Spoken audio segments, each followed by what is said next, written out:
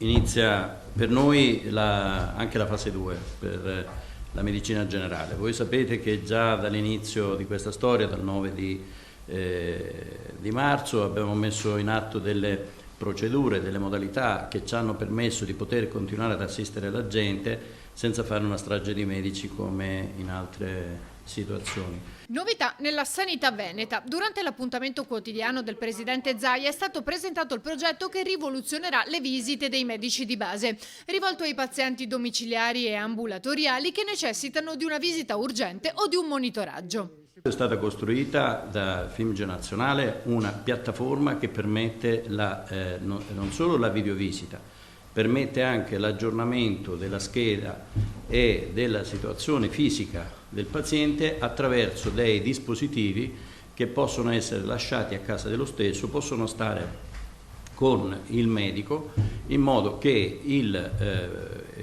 lo stato di salute dall'elettrocardiogramma al polsiossimetro, persino alla visita dermatologica, possa essere fatta o in ambulatorio o direttamente al domicilio del paziente.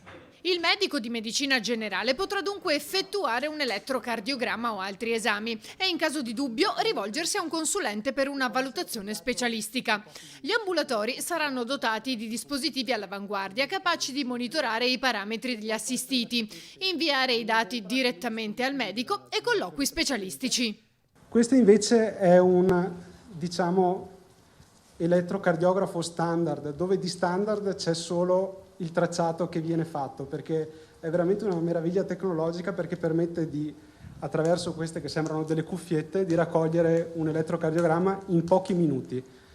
E questo può essere utilizzato sia in ambulatorio, ad esempio per il monitoraggio di tutti quei pazienti che devono fare dei controlli periodici, come ad esempio i diabetici, ma anche a domicilio. L'altra sera sono andato a vedere una signora anziana di 93 anni, ce l'avevo nello zainetto, e la signora aveva un battito aritmico e gliel'ho applicato e ho potuto fare un elettrocardiogramma. Normalmente avrei dovuto mandare quella paziente in pronto soccorso, il che vuol dire o muovere mezza famiglia, perché chiaramente è anziana, o muovere un mezzo. Per cui in pochi minuti ho concluso con sicurezza la mia valutazione. Ogni parametro può essere aggiornato in diretta, come si è visto dalla dimostrazione pratica. Si potrà fare anche una videochiamata con il medico, anche urgente, tramite un link inviato dal professionista.